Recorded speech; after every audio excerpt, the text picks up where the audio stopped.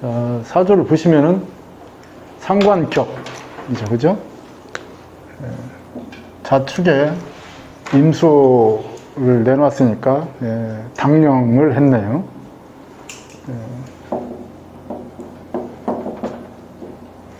상관 합살,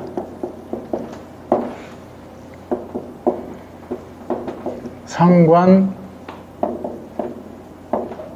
패인, 이렇게 쓰셔도 되겠죠, 그죠? 상관격인데 뒤에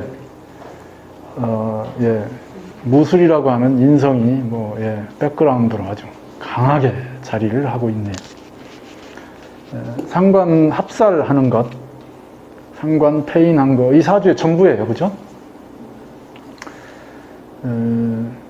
계절로 보면은 동짓달이니까 춥다, 한하다 얘기할 수 있고, 그러면 앞에 정미라고 하는 기둥이 그 조후를 하고 있는 역할이겠죠.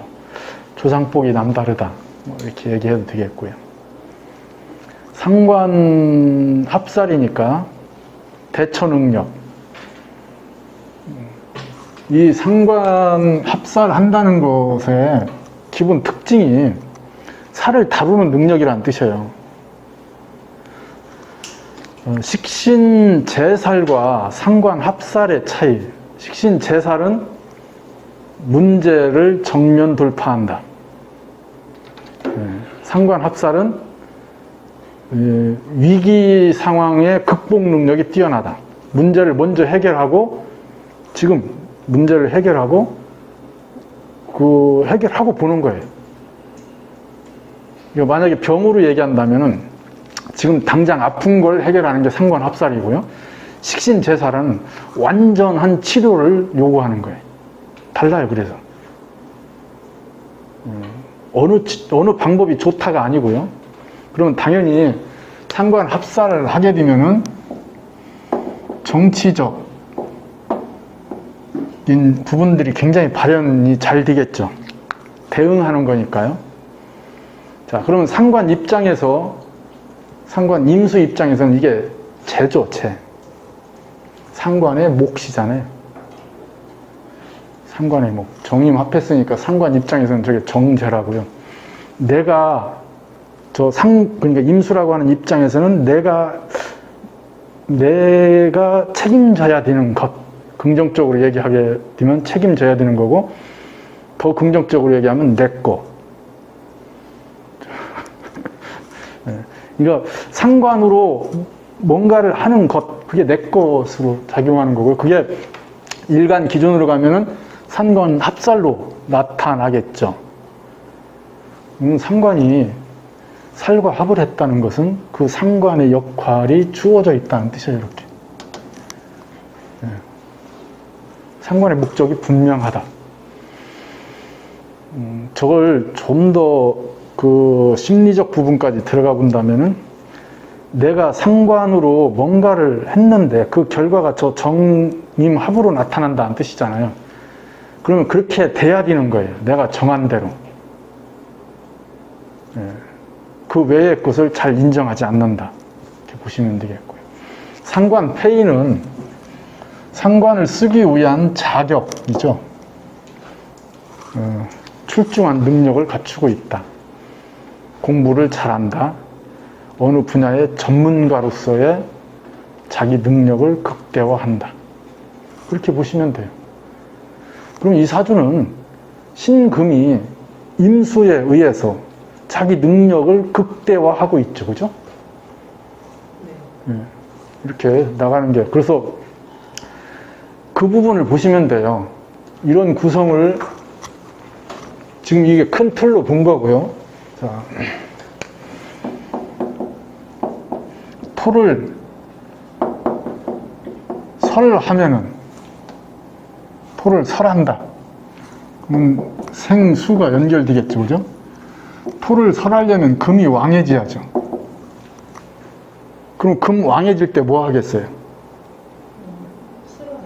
그죠? 공부하겠죠. 이거 끌어내는 거니까. 자기 능력을 키우는 거잖아요.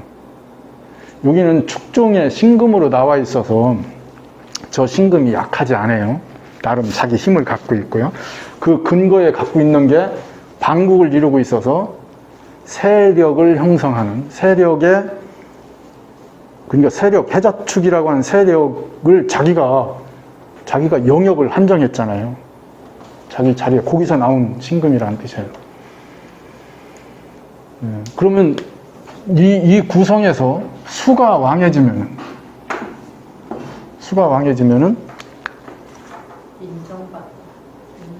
자기 일을 하는 거잖아요. 그죠? 그러니까 그걸 드러내는 것, 뭔가를 실행하는 것, 이런 것들이죠. 근데 수는 이미 왕하죠. 그러면 여기에 화가 왕하면은 상관에 할 일이 많아지는 거예요. 상관에 할 일이잖아요, 화가. 이 얘기는 뭐예요? 상관이 무언가를 한다, 실행한다, 결과로 드러낸다, 이런 것들이 되겠죠. 그러면 이 사주는 이 화운을 주목하면 되겠네요. 여기는 그냥 마디로 보면 이제 금운이잖아요.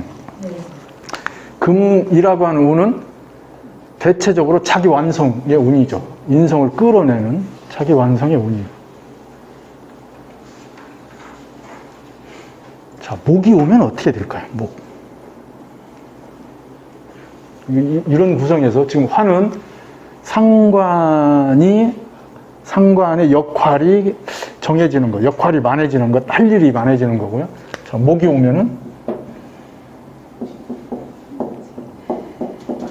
제극인 생기겠죠, 그죠? 상관 생재가 되겠죠.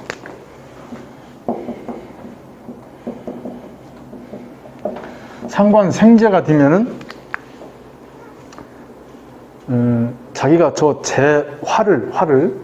살을 상관으로 다루던 부분에서 상관 제사를 하던 게 안 되겠네요. 상관 생재를 할 거 아니에요? 그러면 상관 제살이 안 되겠죠.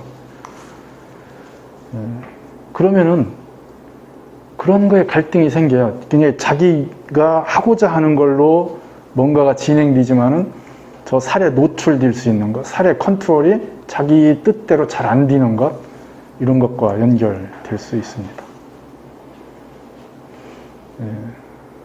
근사하지 않아요, 사주? 네. 갖출 걸 다 갖추고 있어요. 좌우의 신기. 이 사주는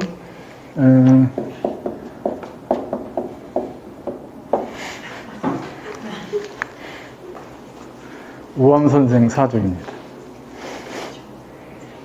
사주의 출처는 명리유강, 도계 선생이 쓴 책 명리유강 뒤편에 보면은 사주들이 나와 있는데 거기에 돼 있고요. 제가 사실 확인하려고 생일 찾아보고 그랬는데 얼추 맞는 것 같습니다.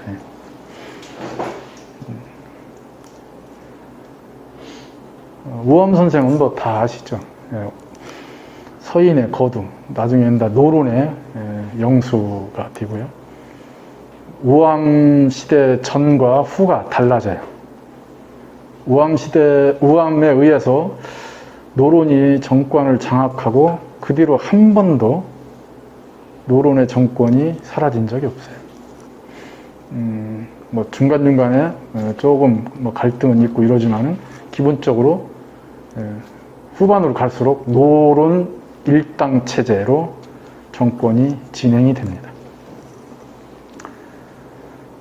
송시열 선생은 저 외갓집이 옥천이에요. 옥천, 거기서 태어났고요. 기골이 장대하신 양반이시죠. 공부도 잘하셔서 신동소리도 듣고 약간의 그 정신적 아우라가 굉장히 강했는가 봐요. 일설로는 그 옥천 부근에 아주 유명한 신기가 발달한 무당이 있었는데 우암 선생만 지나가면은 꼼짝을 못 한대요.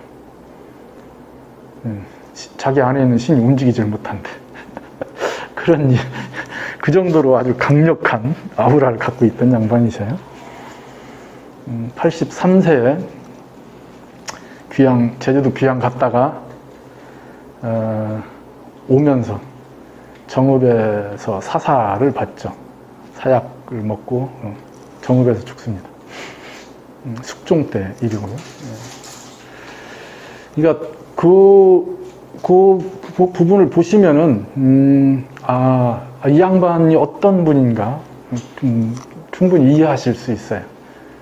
가장 큰 이 양반의 성정을 드러내는 가장 큰 사건 중에 하나가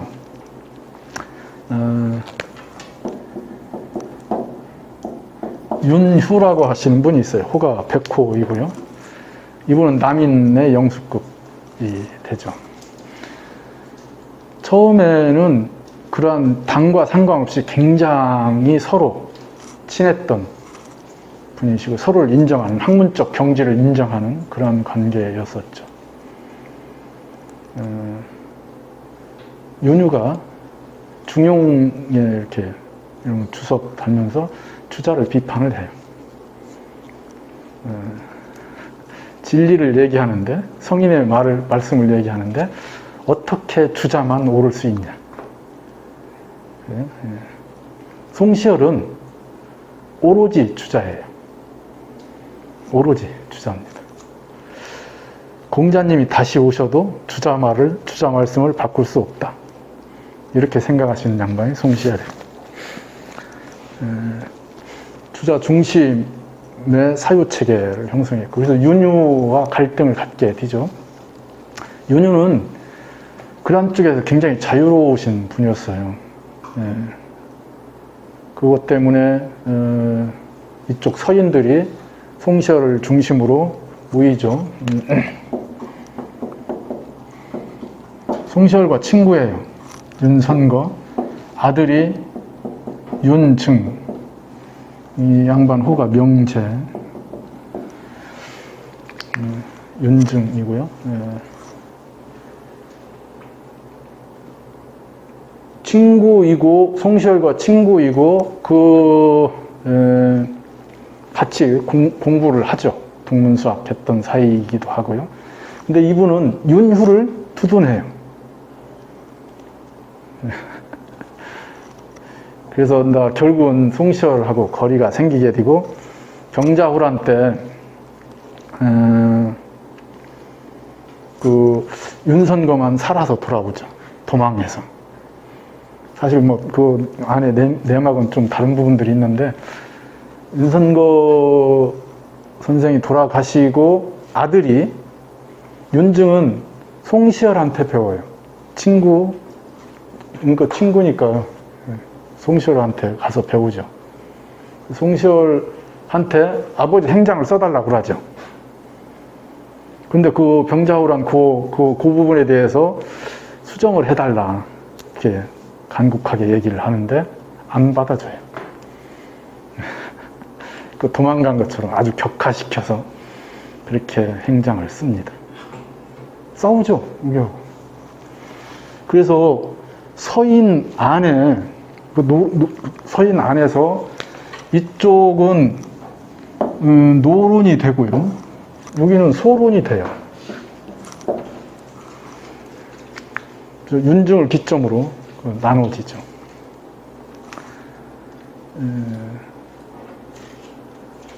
그러니까 지금 송시열이 갖고 있는 그 사상적 무게중심, 이 양반이 얼마나 자기중심적인 형태를 갖고 있는지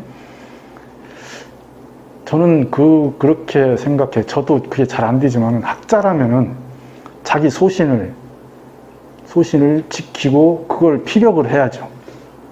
그래도 중요한 건 상대의 철학도 인정하고 상대의 소신도 받아들여야죠. 자기가 소신이 있다는 건 상대도 그러한 소신이 있다는 걸 인정해야 되는 거 아니에요. 인정 안 하잖아요. 주자 기준에서 이거 송시열 선생은 주자가 자기 롤모델이고요.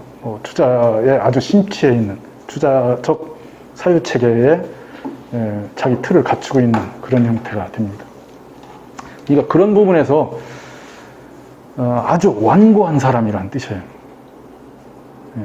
그래서 결국은 윤유는 사문난적으로 몰려서 죽어요.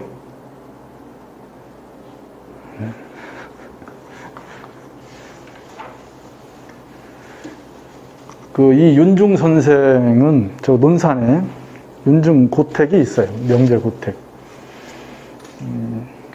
거기 제가 가끔 강의할 때 얘기하잖아요. 그죠? 사랑채 밖으로는 담장이 없다. 탁 트여 있는, 봄철에 이렇게 꽃필 때 가시면 참 좋습니다. 장독대가 쭉 있고요. 그 언덕에 이렇게 앉아서 내려다보면 참 아름답습니다. 송시열의 스승이 김장생이고요. 김장생 선생의 아들이 김집여예요. 호가 신독제죠. 호가 참 이뻐서 제가 기억하고 있습니다. 이렇게 신독하면 얼마나 힘들게 산다는 뜻이에요. 혼자 있어도 잘 자기를 지켜야 된다는데 저는 그렇게 못 살아요. 그러니까 여기 문화로 들어가서 배우죠. 그리고 돌아가시자 아들 김집 문화로 해서 이렇게 배우게 됩니다. 예학에 밝으신 분들이죠. 예학에. 그 예학의 문제가 나중에 예송 논쟁으로 가게 돼요. 요 김장생 선생과 송시열 선생의 정자가 저기 강경에 있어요.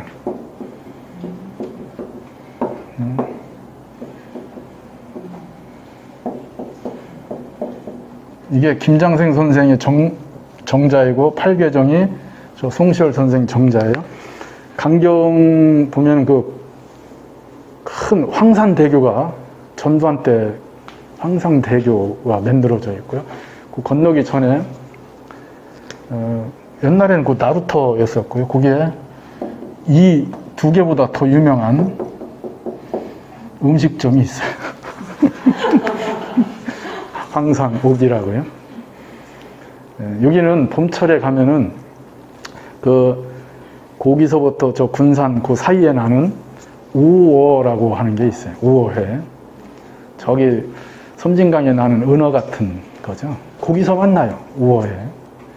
우어회 이렇게 묻혀서 먹으시면 이게 황복, 우어회와 황복을 막걸리 한 잔에 딱 드시고 바로 뒤로 올라가시면 돼요. 뒷산에 있어요. 뒷산에 팔계정이 있고 김장 선생의 임의정이 있습니다. 그냥 얼큰하게 한 바퀴 돌으시면 돼요. 좋습니다.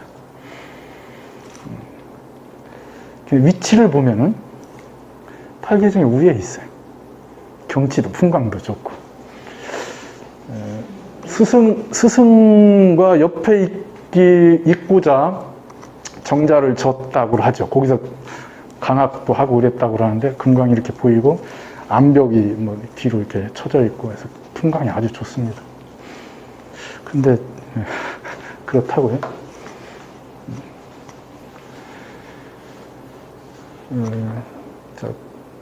예송 논쟁을 봐도 우리가 알 수 있어요. 저 양반이 어떤 양반인가? 제가 얘기했던 상관 합살의 특징들 이런 것들을 드러내죠.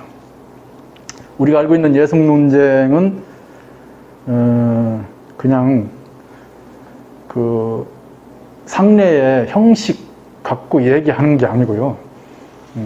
자기들 당의 철학적 문제와 연관돼 있어요. 그래서 그냥 예사로운 게 아니에요. 예송 논쟁으로 나라가 망했다고 그건 다 일제 사관 친일 사관에서 형성된 거고요. 당이 당쟁하지 않는 정치는 망한 정치죠. 당연히 서로 그렇게 뭔가 싸우고 투쟁하고 그래서 만들어져야 되는데 저 양반은 선조 때 태어나서 인조 선조 광해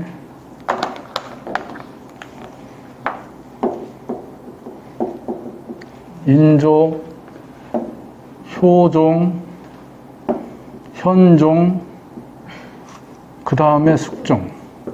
이렇게 오죠, 그죠? 실제로 다 여기는 어렸을 때니까, 이렇게. 선조 거의 죽기 그때쯤 뭐 태어나니까요.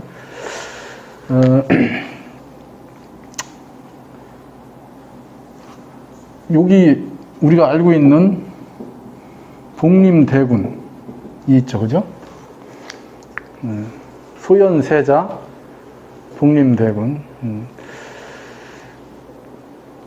1636년인가요? 병자호란. 복림대 이 양반이 26살인가 생원시에 합격하고 29인가 30살에 복림대군의 스승이 돼요. 사부가 되죠.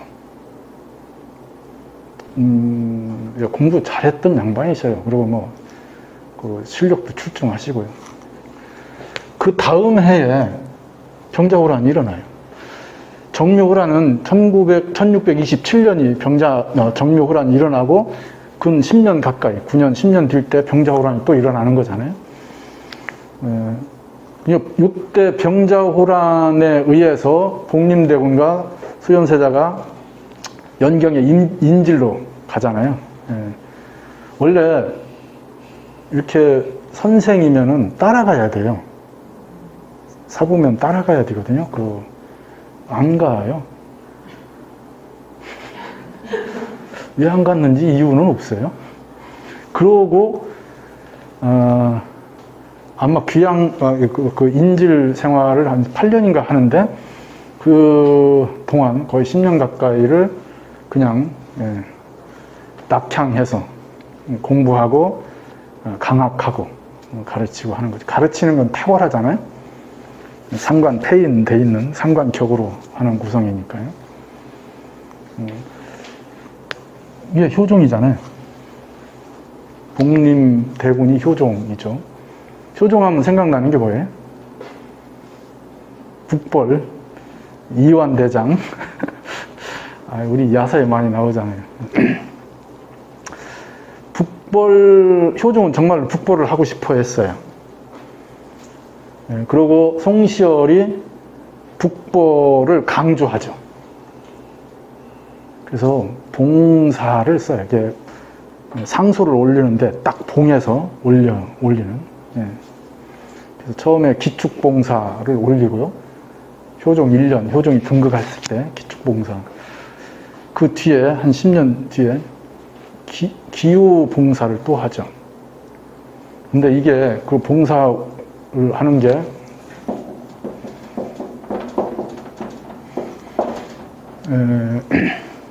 주자가 하는 거예요. 주자가 황제한테 그렇게 상소를 하죠. 똑같이 주자도 기후봉사를 해요. 이 양반은 주자 흉내내라고 그 전에 기축년에도 하고 나중에 뒤에 기후봉사를 또 하죠. 그대로 그냥 그 주자가 올렸던 상소 내용을 일정 부분 그대로 해서 여기 형식에 맞게끔 고쳐서 그걸 모델로 해서 합니다. 북벌을 막 얘기하죠. 근데 북벌에 대해서 준비를 한 적은 한 번도 없어요. 송시열 선생이. 그게 북벌을 하기 위해서 어떻게 해야 되냐. 백성들의 힘을 모으어야 된다. 원론적 얘기를 하죠. 무기를 만들고 군대를 어쩌고 이런 얘기는 한 번도 없어요. 그런 걸 실제로 실천한 적도 없고요. 효종이 실제로 송시열이 그런 의중이 있는지 없는지 시험하려고 그 털옷을 선물도 하죠. 아주 귀한 의중을 알아보려고. 근데 효종이 급사를 해요. 갑자기 죽습니다. 독살설이 있어요. 관에 들어가지를 않아요. 몸이 부어서. 그래서 송시열 선생이 나중에 죽을 때, 원래 효종도 관이 안 맞아서 관을 늘려서 이렇게 맞춰서 다시 관을 자기도 그렇게 하라고 하죠.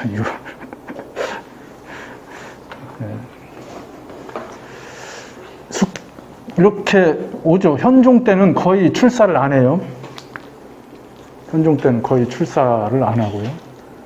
숙종 때 워낙 송시열 선생의 제자들 정계에 나왔다 들어갔다 나왔다 들어갔다 하는데 영향력이 워낙 크죠.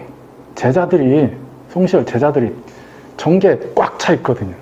송시열 눈빛만 해도 쫙 깔릴 정도로 정계에 영향력을 행사하죠. 뒤에서 어마어마한 양반이셨던 거죠. 그래서 숙종 때 예송 논쟁 앞에서 예송 논쟁에서는 1차 예송에서는 송시열 서인이 이기고요. 뒤에 2차 예송 논쟁에서는 남인이 이겨요. 그때 예송 논쟁 할 때 남인 쪽에는 허목, 제가 좋아하는 허목 선생. 저쪽 동해 쪽, 삼척 이쪽에 가면은 그쪽 이 양반이 그 파도를 물리친 시가 있죠. 그 다 식당마다 다 걸려 있어요. 얘기한 윤휴, 윤선도 이런 양반들이 다 남인이거든요. 윤선도가 막 대놓고 예둥논쟁 때 거의 욕에 가까운 얘기를 막 하죠. 송시열 사형. 윤선도가 그것 때문에 귀양 가요. 그리고 귀양 가다가 만난 데가 복일도죠. 가면 복일도에 윤선도 천국이 있죠. 거기에 이렇게 보면 다 연못 맨으로 새연정이라고 정말로 아름다운 연못에 저 위에 산 중턱 위에다가 정자를 지어놓고 아래 이렇게 보면서 놀고 춤추고 뭐 이런 거 다 만들어놨다. 제주도 쪽으로 가다가 복일도가 아름다워서 거기 머물렀던 우리가 알고 있는 오후가 이런 거 시죠. 글이 정말로 아름답잖아요. 근데 상소 올릴 때 글 보면은 그런 글들은 전혀 아름답지 않습니다. 그냥 꼬챙이 같이 날카롭습니다. 어쨌든 그 예송 논쟁 때문에 남인이 물러났다가 서인이 다시 오고, 이게 숙종 때는 환국잔치를 해요. 환국. 그래서 숙종이 서인 불러서 정치를 하다가 틀리면 싹 몰아내고 남인 다시 기사환국, 경신환국 때 송시열이 제주도 유배를 가죠. 2차 예송 때 저쪽 강원도 쪽으로 유배 가고 그래요. 근데 제주도 유배 갔다가 그때 금부도사가 가면서 만나는 자리에서 사사해라 이렇게 되죠. 그래서 정읍에서 만나서 사약을 먹습니다. 숙종이 그게 우리가 알고 있는 장희빈 사건 그대로죠. 그게 장희빈은 남인 측이고요. 그래서 환국전 정치하고 연결돼 있어요. 인현왕후는 서인 쪽이고요. 그래서 다 그렇게 연결돼 있어요. 그게 다 정치적 노름에 그 안에 개입돼 있습니다. 예송 논쟁을 깊이 들어가 보시면은 진짜 재밌어요. 3년상으로 해야 되냐, 기년상으로 해야 되느냐, 이런 부분들이 아주 복잡합니다. 장자로 인정해야 되느냐, 서자로 인정해야 되느냐, 이런. 어쨌든 그렇다는 얘기고요. 기본적으로 송시열 사조에서 보여지는, 그래서 저는 저 상관 합살에 의해서 형성되는 송시열 선생이 갖고 있는 그런 자기 고집, 그게 아니면 안 되는 것처럼 그렇게 하는 그런 부분들이 드러나죠. 그때 시대가 저 송시열 기점, 우리가 얘기하는 그 시대가 겸재 선생이 진경산수를 그리던 시대예요. 글씨로 얘기하면은 서예 쪽에는 동국진체가 만들어지던 시기예요. 그러니까 그 시대가 조선다운 조선의 문화가 형성될 때, 그 얘기는 명나라에 예속돼 있던 부분에서 일정 부분 명나라가 망하잖아요, 청나라에. 그러니까 우리가 명나라를 대신한다는 소중화, 조선을 소중화라고 생각하고 완전히 독자적인 문화가 뭔가 꽃피던 시대이죠. 배경에는 그렇게 되어 있는데, 이런 소중화에 의해서 독자적인 문화가 형성된 것을 라고 주장하고 그 개별성을 얘기하는 양반이 그 간송미술관 그 실장님, 그 최완수 실장님 그 얘기를 하시죠. 근데 그 양반은 겸재 전문가니까 겸재의 진경산수, 진경산수라고 하는 이름도 그 양반이 붙였을 거리 아마. 근데 송시열이 지금 얘기하는 학문적 주자 일편주의, 주자의 단편으로만 묶어놓는 절대적 부분 때문에 그 뒤로 완전 단절되죠. 그러니까 그걸 그림 쪽에서 보면은 겸재가 그렇게 화려하게 꽃피웠던 진경산수가 그 뒤로는 뭐 겸재 뭐 뒤에 뭐 손자가 그린 그림들 이런 거 보면은 형편없어요. 진경산수만큼의 뭐 당연히 사람 개별적 자질도 있지만 시대적 흐름도 달라지죠.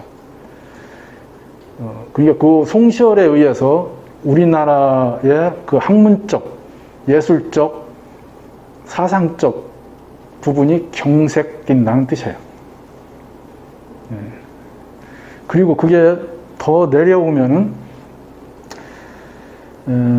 그러한 자유로움이 완전히 옛날로 회귀하는, 그게 추사에 의해서 그렇게 형성이 돼요. 추사가 화풍을 규정짓죠. 그잖아요. 그 당시에 추사의 문화에 모였던 막 자기 그림 따로 그리다가 추사한테 심사받을 때는 추사 스타일로 그리죠.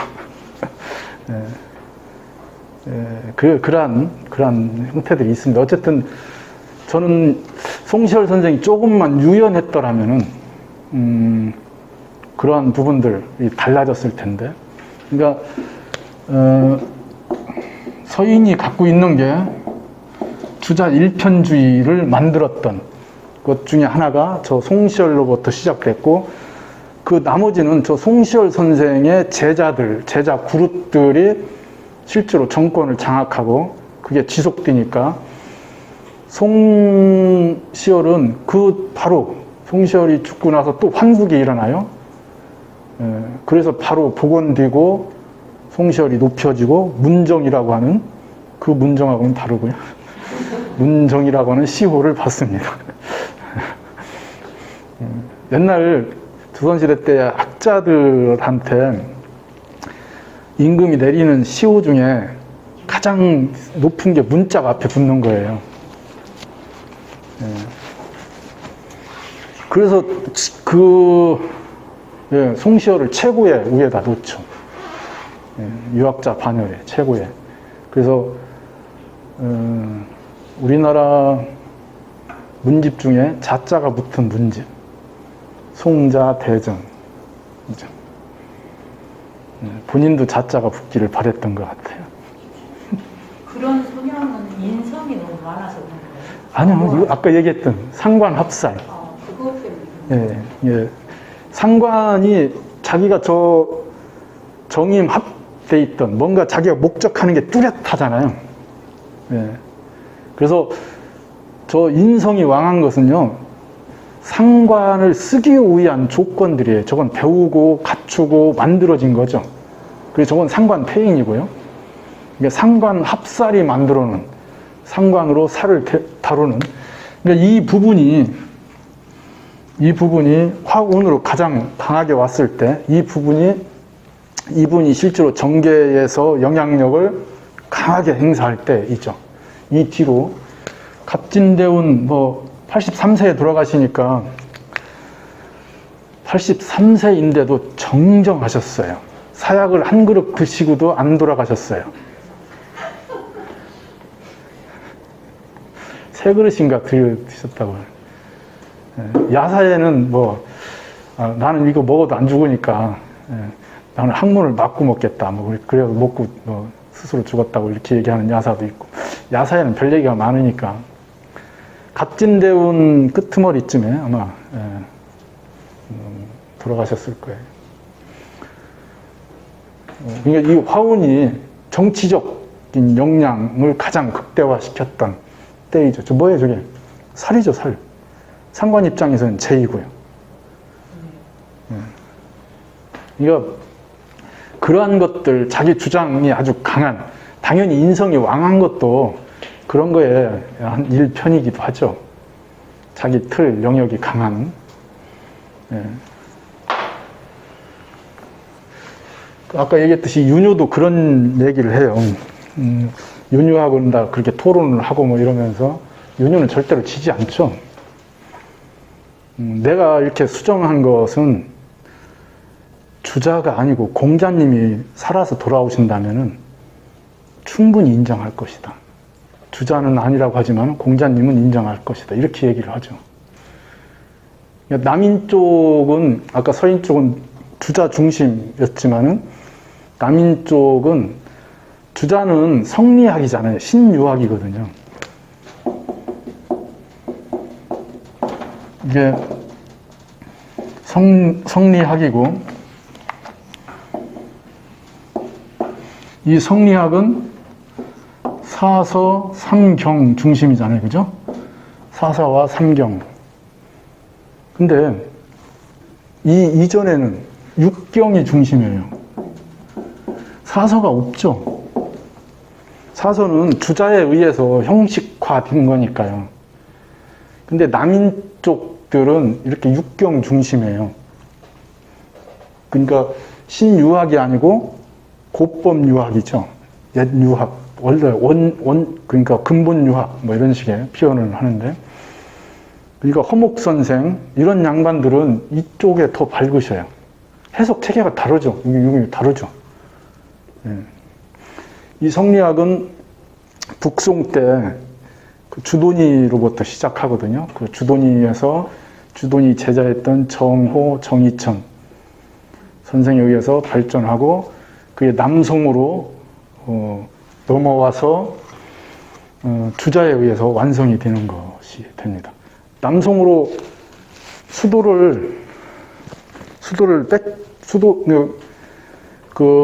금나라의 공격을 받아서 수도를 넘겨주고 지금 항주 쪽으로 수도를 옮겨오죠. 그게 남송이거든요.